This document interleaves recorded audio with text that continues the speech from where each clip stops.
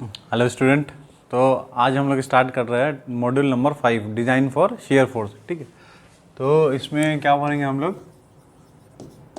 Design for, ये बहुत important chapter है।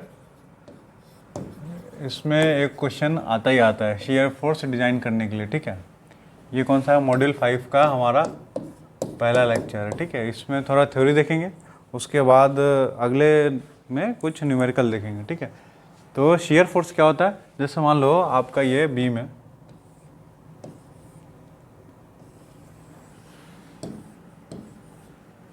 तो ये सपोर्ट है,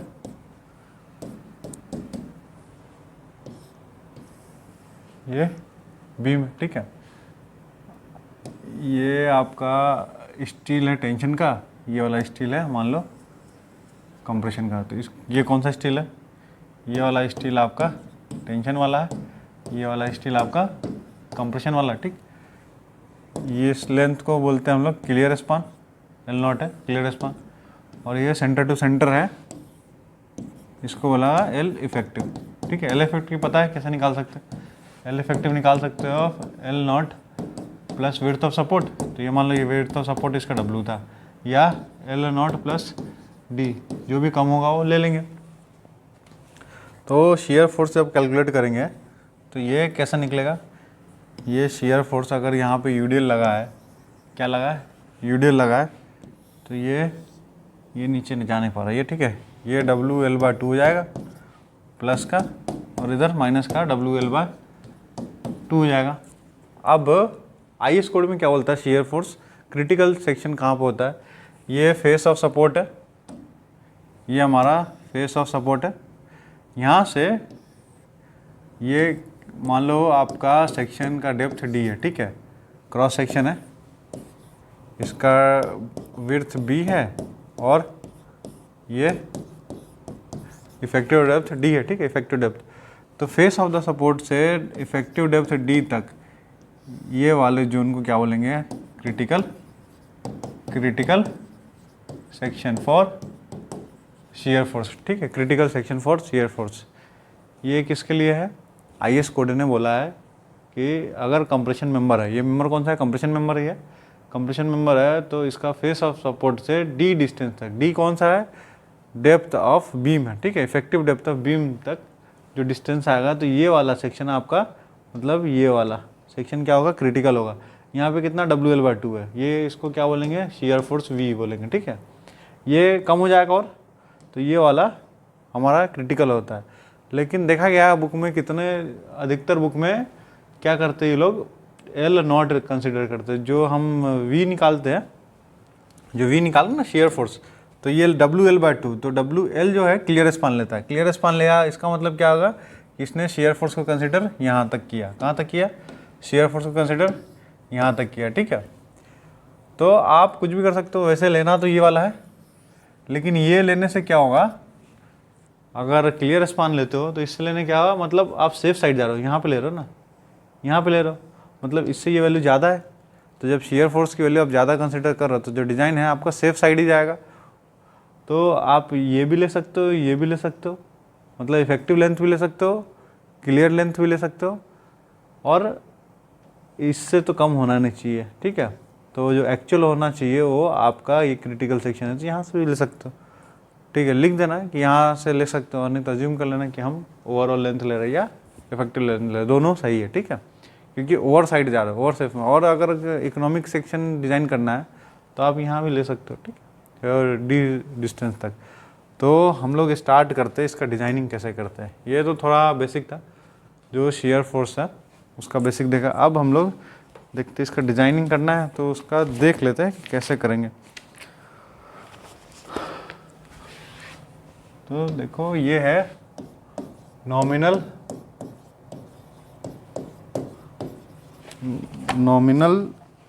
shear stress. Nominal shear stress, इसको हमने लिखा टाउ V। टाउ V को क्या लिखा? Nominal shear stress. ये क्या होता है? टाउ V होता है VU/B/D। ठीक है, B आपका विड्थ हो गया, और D आपका इफेक्टिव डेप्थ हो गया। ठीक है, VU क्या होगा? वी यू हो जाएगा 1.5 टाइम्स ऑफ वी। अगर वी आपका सर्विस लोड वाला है तो वी यू, ये वी यू होगा अल्टीमेट शियर फोर्स। तो नॉमिनल शियर स्ट्रेस निकल गया टाउ वी। अब एक दूसरा होता है, एक टर्म आएगा टाउ सी। टाउ सी को बोलते हैं shear strength of concrete. Tau C को बोलेंगे शियर स्ट्रेंथ ऑफ कंक्रीट। क्या बोलेंगे टाउ सी को? Shear strength of concrete. ठीक है, तो ये शियर स्ट्रेंथ ऑफ कंक्रीट किस किस पर डिपेंड करता है? ये इंपॉर्टेंट है, ये आता है एक अनक्रैक्ड सेक्शन पे, लिख लेना आप, मैं बोल दे रहा हूँ। Shear strength of concrete depend करेगा अनक्रैक्ड कंक्रीट इन कंप्रेशन पे, एग्रीगेट इंटरलॉकिंग पे और डॉवेल एक्शन ऑफ बार पे। ठीक है, शियर स्ट्रेंथ ऑफ कंक्रीट। अब ये वैल्यू जो है शियर स्ट्रेंथ ऑफ कंक्रीट की कहाँ मिलेगा हमें? शियर स्ट्रेंथ ऑफ कंक्रीट की वैल्यू मिलेगा आपको IS 456 में। ठीक है, ये टेबल नंबर है आपका 19, ये देखो IS 456 पेज नंबर 72 के नीचे जब आओगे तो ये आपका दिया design shear strength of concrete. ठीक, तो ये design shear strength of concrete देखो, थोड़ा मैं दिखाने की कोशिश कर रहा हूँ, दिख रहा है? ये दिया है, देखो दिख रहा है, टेबल नंबर 19 में है design shear strength of concrete, जिसको बोलेंगे टाउ सी।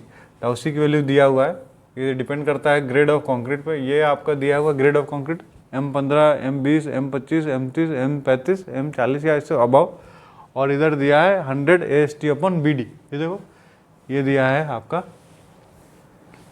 दिख रहा 100 AST/BD। अब ये AST क्या है? Area of steel in tension enforcement. जिस सेक्शन पे आप शियर फोर्स निकालो ना, उसी सेक्शन का AST कितना है वो दिया हुआ है, ये परसेंटेज में दिया है 100 AST/BD, इसको PT बोलते हैं। तो ये दिया हुआ, तो आपको पास PT पता हो और ग्रेड पता हो तो उससे क्या आ जाएगा, हमारा टाउ सी की वैल्यू आ जाएगा। ठीक है, तो इसको बोलेंगे डिजाइन स्ट्रेंथ ऑफ कंक्रीट। तो देख लिया, तो टाउ सी को बोला शियर स्ट्रेंथ ऑफ कंक्रीट, या इसको लिखा design shear strength of concrete. एक होता है टाउ सी मैक्सिमम। ठीक है, अब ये टाउ सी मैक्सिमम ये वैल्यू कहाँ से मिलेगा आपको? ये भी कोड से मिलेगा। देखो ये हो गया टाउ सी, ये देखो टाउ सी मैक्सिमम, देखो दिख रहा मैक्सिमम शियर स्ट्रेंथ। ठीक है, टाउ सी मैक्सिमम ये कितना दिया है? ग्रेड ऑफ कंक्रीट पे डिपेंड करता है। M15 है, M20, M25, M30, M35। ठीक है, तो ये सारा वैल्यू दिया हुआ टाउ सी मैक्सिमम का। तो हम लोग चलते हैं, ये टाउ सी मैक्सिमम क्या है? Maximum shear strength of concrete, maximum shear strength of concrete. ठीक है, अब हमें डिजाइन करना है, तो सबसे पहले आप क्या करते हो? डिजाइन स्टेप लिख लेते हैं हम लोग यहाँ पे, design steps for shear enforcement, shear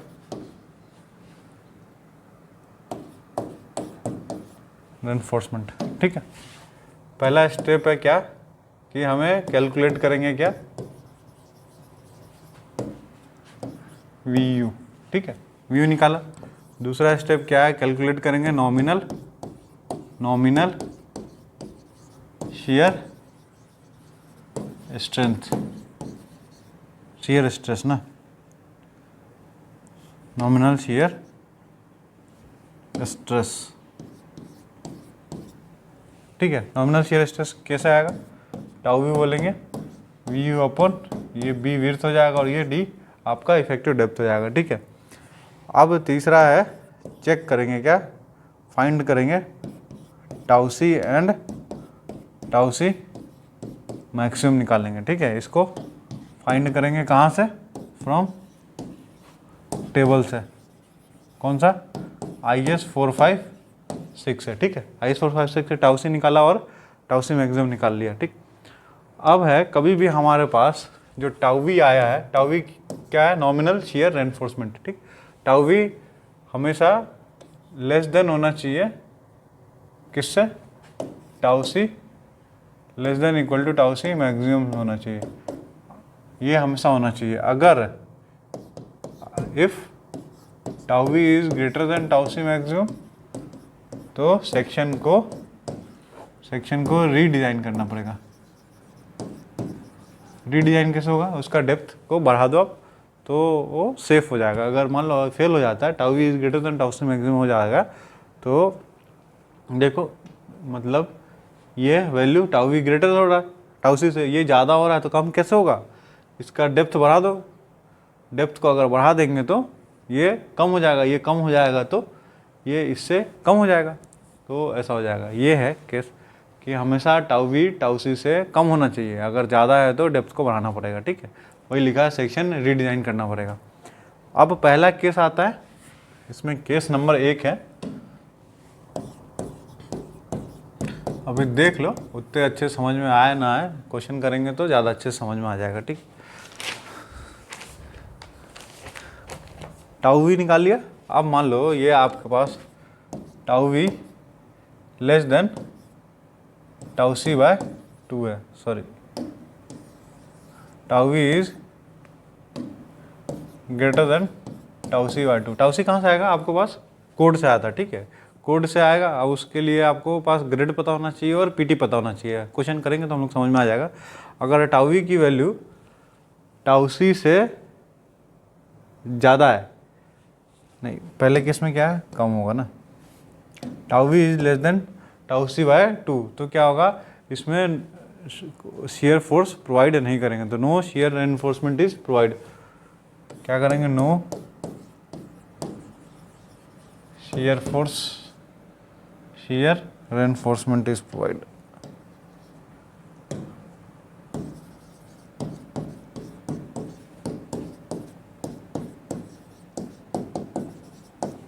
ठीक है, केस नंबर 2 ये है, टाउ वी की वैल्यू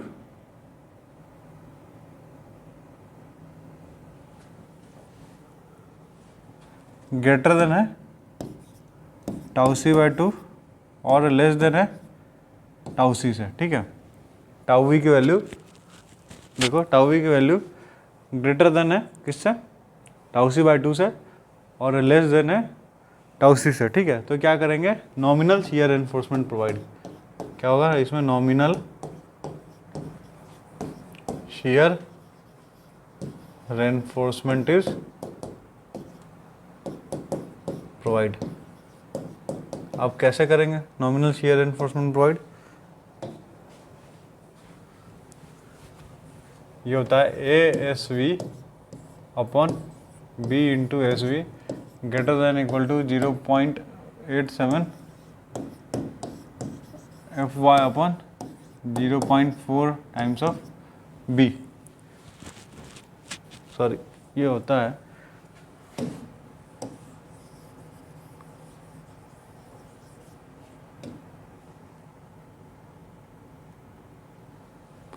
0.4 अपॉन 0.87 एफ वाई। ठीक है, अब इसमें ए एस वी क्या है? इसमें A S V area of cross sectional area है, cross sectional area of stirrup leg effective in stirrup area, cross sectional area of stirrup leg effective in shear, effective in shear. देखो example में ये ऐसा है, ये section है, ये आपका, ठीक है, ये आपका स्टील है, ये स्टील है, ये मान लो ये विड्थ बी है और ये आपका डेप्थ डी है। ठीक है, अब इसके लिए क्या होगा? हम लोग स्टीरअप डालेंगे,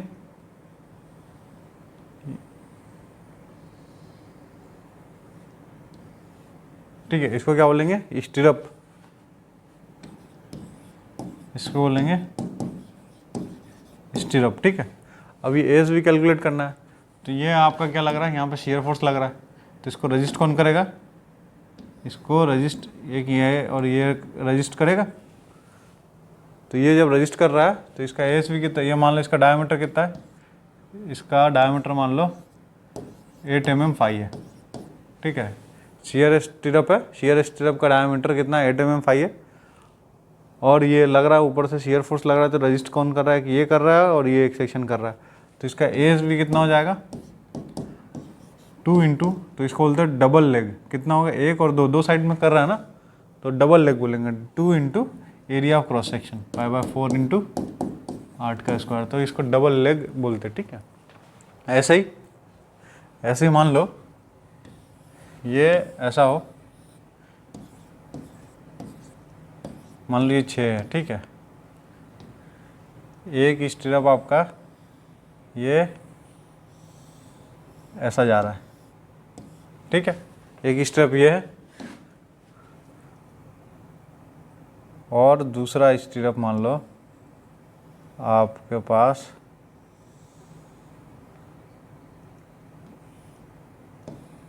ये ऐसा है, ठीक है। तो अब इसमें लेके कितना होगा बता सकते हो, ये आपका यहाँ पे क्या लग रहा है, शियर फोर्स लग रहा है, तो लेके कौन सा होगा, एक आपका ये वाला रजिस्ट करेगा, ये आपका एक ये करेगा, एक ये वाला करेगा, ठीक है। तो ये पूरा नहीं बना है, एक तरह से और बनेगा, ये एक स्टिरअप आपका पास मान लो ये है, ठीक, तो एक ये वाला करेगा, तो कितना हो गया 1 2 3 4, तो इसमें कितने हो जाएगा, इसको बोलेंगे 4 लेग, इसको बोलेंगे डबल लेग 2 लेग, तो ये ASV यहाँ से आ जाएगा, ठीक है। ASV क्या है, स्पेसिंग ऑफ, ASV क्या है, स्पेसिंग ऑफ स्टिरअप है। तो ये मिटा देते हैं, इसको ज़रूरत नहीं है, सिर्फ वो देख लो आप, ठीक है। ASV को बोलेंगे स्पेसिंग ऑफ स्टिरअप, ठीक। B मतलब width of support, width of beam, sorry, width of beam हो जाएगा। FY क्या होगा, characteristic strength, characteristic stress of concrete, stress of, characteristic stress of steel, ठीक है। ये सारे वैल्यू डालेंगे तो आ जाएगा। ये कब है, केस याद करो, जब tau V is greater than tau C/2 और लेस देन टाउ C हो तो नॉमिनल शियर स्ट्रेस डालते हैं, और नॉमिनल शियर स्ट्रेस कैलकुलेट हम लोग यहाँ से करेंगे, ठीक है। अब अगला है केस नंबर 3, ये है क्या कि tau V is greater than tau C, ठीक है, but tau V is less than tau C maximum, ठीक है। ये तो टाउ C मैक्सिमम से कम होना ही चाहिए हमेशा, ठीक है।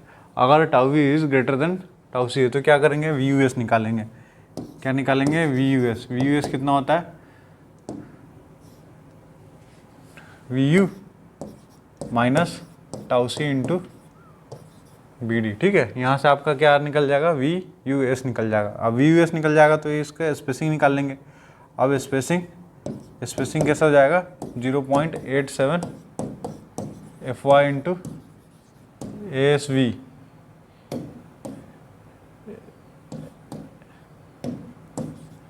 ASV अपॉन VUS, स्पेसिंग आ जाएगा इसका कैसे, 0.87 FY ASV अपॉन VUS। ये कब होगा, जब आपके पास इंक्लाइन स्टिरअप होगा, ये सॉरी वर्टिकल स्टिरअप प्रोवाइड करेंगे। कब करेंगे, ये पहला केस है इसका, केस 3 का ए वाला पार्ट है, ये हो जाएगा वर्टिकल स्टिरअप के लिए, ठीक है। 0.87 FY ASV upon VUS vertical stirrup के लिए। वर्टिकल स्टिरअप क्या है देख ले, ये आपके पास बीम है, ठीक है, ये मान लो ये सपोर्ट है मेरा, ये टेंशन एनफोर्समेंट हो गया, ये कंप्रेशन हो गया, ये क्या हो गया, ये मान लो आपका पास ए एस सी हो गया, ये वाला क्या हो गया ए एस टी हो गया, ठीक है। अब ये आप डाल रहे हो, ये इसको क्या बोलेंगे हम लोग स्टीरअप बोलेंगे, ठीक। तो ये कौन सा हो गया, ये आपके पास वर्टिकल स्टीरअप हो गया, वर्टिकल डायरेक्शन में है, मतलब ये इससे 90 डिग्री है तो वर्टिकल स्टीरअप हो गया। तो वर्टिकल स्टीरअप के केस में स्पेसिंग निकालने का फॉर्मूला 0.87 FY/ASV/VUS, ठीक है। अब इसमें कंडीशन भी है, कंडीशन क्या है, पहला मैक्सिमम स्पेसिंग ऑफ स्टीरअप, क्या है मैक्सिमम स्पेसिंग ऑफ स्टीरअप कितना होता है 0.75D और 300, जो भी कम होगा, ठीक है, वो आपका मैक्सिमम स्पेसिंग ऑफ स्टीरअप होगा, ठीक है। इसको चेक किससे करेंगे, हम लोग चेक करेंगे ASV/B SV equal to 0.4/0.87 FY से, ये स्पेसिंग है ना, इससे चेक करेंगे, ठीक है। ये ग्रेटर देन इक्वल टू था ना, तो ये इससे चेक करेंगे, ये SV है ना, ये स्पेसिंग, इससे चेक करेंगे कि इससे कम आए, ठीक है। तो ये 3 कंडीशन है, इसे चेक कर लेंगे। ये किसके लिए है, जब आपका वर्टिकल स्टीरअप हो। अभी देख लो, जब न्यूमेरिकल करेंगे तो अच्छे समझ में आएगा। अब इसमें केस 3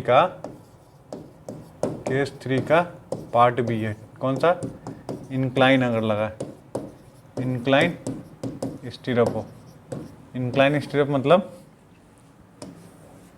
ये आपके पास बीम है, ठीक है, ये आपके पास मान लो सपोर्ट हो गया, ये AST है, ये ASC है। अब कैसा लग रहा है स्टीरअप इसमें,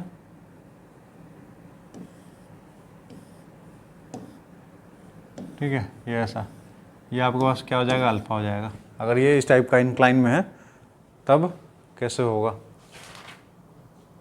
ये आपके पास ये अल्फा हो गया, इसके लिए आपके पास ये वाला अल्फा हो गया, ठीक है। तो इसमें स्पेसिंग निकालते, स्पेसिंग हो जाएगा 0.87 FY/ASV/VUS into sine alpha plus, इसको मिटा दे, इसकी ज़रूरत है नहीं,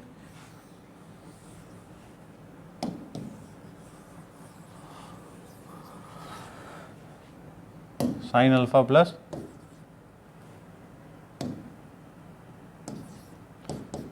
कॉस अल्फा, ठीक है।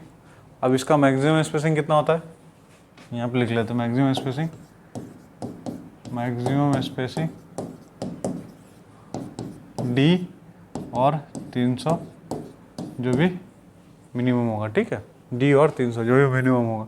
तो ये हो गया। केस 3 क्या है, केस 3 का C वाला पार्ट, बेंटअप बार, क्या है, बेंटअप बार। अब ये क्या होता है बेंटअप बार, कि ये मान लो इसमें दिया है क्या,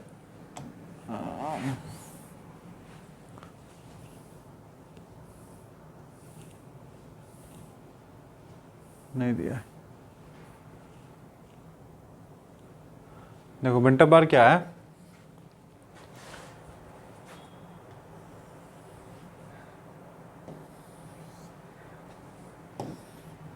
ये आपके पास सपोर्ट है, ये बीम है, ठीक, ये स्टील आ रहा है यहाँ से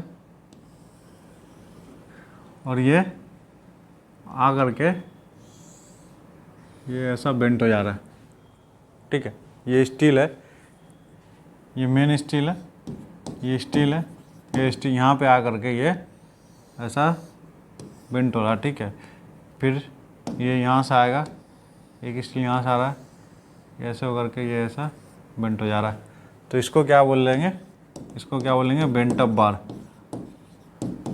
बेंटअप बार, ये जब बेंड हो रहा है ना, ये बेंड हो रहा है तो ये यहाँ पे ये क्या करेगा, इस लोकेशन पे ये शेयर स्ट्रेस जनरेट करेगा, ठीक है। मतलब जो शेयर फोर्स आ रहा है ना उसको, वो रेजिस्ट करेगा, शियर फोर्स को रेजिस्ट करेगा। जो हमारे पास टाउसी था, टाउसी क्या हो रहा है, शियर स्ट्रेस ऑफ कंक्रीट, मतलब कंक्रीट के अंदर शियर स्ट्रेस कितना मिल रहा है। तो बेंट अप बार देने से क्या हो रहा है, वो शियर स्ट्रेस ले रहा है कि उसमें शियर फोर्स लग रहा है, उसकी वजह से स्ट्रेस जो भी जनरेट हो रहा है वो इसको टेक कर रहा है, ठीक है। तो उसको बेंट अप बार बोला। तो बेंट अप बार के लिए क्या करेंगे, वी यू एस डैश हो जाता है, ठीक है। ये होता है 0.87 FY into ASV sine alpha, AST हो जाएगा यहाँ पे, क्या हो जाएगा यहाँ पे, ये AST साइन अल्फ़ा। लेकिन जो ये VUS डैश है, ठीक है, ये VU/2 से ज़्यादा नहीं होना चाहिए। अगर ज़्यादा है तो क्या करेंगे, अगर ज़्यादा है तो क्या करेंगे, VU/2 के बराबर ले लेंगे, ठीक है। अब ये जो बचेगा बैलेंस VUS, उसके लिए हम लोग डिज़ाइन कर लेंगे, ठीक है। तो आगे देखेंगे न्यूमेरिकल में तो कुछ चीज़ें क्लियर हो जाएगा। तो अभी देख लो ज़रा क्या क्या, एक बार रिवाइज कर लो, समझ में आ जाएगा।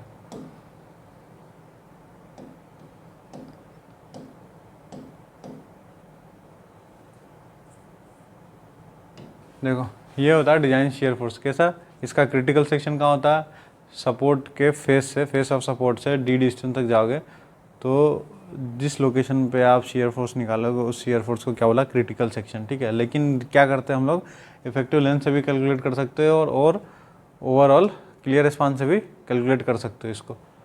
अब ये क्या होता है, नॉमिनल शियर स्ट्रेस क्या होता है, VU/BD, ठीक है। VU आप निकालोगे WL/2 से तो VU हो जाएगा, आपके पास ये आ जाएगा।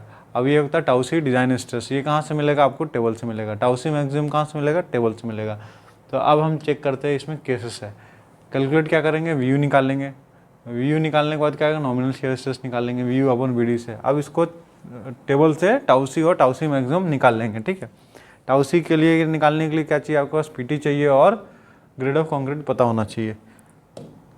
अब ये निकाल लिया, आप चेक किया, मान लो टाउ V टाउसी से कम हमेशा होना, हर केस में टाउ V की वैल्यू टाउसी से कम होना चाहिए। अगर ऐसा नहीं होता है तो शियर एनफोर्समेंट वो सेक्शन को फिर से रीडिज़ाइन करना पड़ेगा। रीडिज़ाइन करने के लिए क्या करेंगे, डेप्थ को बढ़ा देंगे। तो टाउ V अगर ग्रेटर देन टाउसी है तो शियर सेक्शन को रीडिज़ाइन करना पड़ेगा। केस 1 में क्या है, टाउ V की वैल्यू टाउसी/2 से कम है। टाउसी आपको टेबल में है, टाउसी/2 जब करोगे जो टाउ V की वैल्यू रहेगी आपके पास टाउसी/2 से कम रहेगी तो शियर एनफोर्समेंट की ज़रूरत नहीं है, ठीक है। अगर टाउ V की वैल्यू टाउसी से कम है लेकिन टाउसी/2 से ज़्यादा है, तब क्या करेंगे, नॉमिनल शियर एनफोर्समेंट डालेंगे। अब नॉमिनल शियर एनफोर्समेंट का फॉर्मूला होता है डालने का, जो मिनिमम ASV होता है, ASV मिनिमम होता है upon B/SV greater than 0.4/0.87 FY, ठीक है। ये आपका IS कोड में मिल जाएगा। अब क्या करेंगे हम लोग, केस 3 क्या है, टाउ V आपकी टाउसी से ज़्यादा हो गया है, मतलब जो शियर फोर्स है आपके पास जो बीम में लग रहा है वो टाउसी से ज़्यादा हो गया, तो इसके लिए शियर एनफोर्समेंट डिज़ाइन कर रहे होंगे। तो इसका क्या होता है, VUS का फॉर्मूला होता है VU/टाउसी/BD। अब स्पेसिंग इसके लिए 3 होता है। अब VUS निकाल लिया, अब VUS निकाल लिया मतलब क्या करोगे आप लोग, अब शियर एनफोर्समेंट डालेंगे। अब शियर एनफोर्समेंट किस तरह डालोगे, तो 3 केस है हमारे पास, एक है कि वर्टिकल होगा, दूसरा इंक्लाइन होगा, तीसरा है बेंटअप के साथ शियर एनफोर्समेंट डालेंगे। तो पहला है कि वर्टिकल सेक्शन है, वर्टिकल अगर शियर एनफोर्समेंट है तो क्या होगा, 0.87 FY ASV/VUS। दूसरा अगर ये इंक्लाइन हो जाएगा, अब ये इसका मैक्सिमम स्पेसिंग दिया हुआ है, ठीक है, मैक्सिमम स्पेसिंग निकाल लेंगे। अब अगर सेक्शन इंक्लाइन है, शियर एनफोर्समेंट अगर इंक्लाइन है तो sine alpha plus cos alpha इसमें ऐड हो जाएगा। और बेंटअप बार है 0.87 FY ASV into sine alpha होता है, ठीक है। Thank you. नेक्स्ट वीडियो में देखते हैं कैसे डिज़ाइन करते हैं।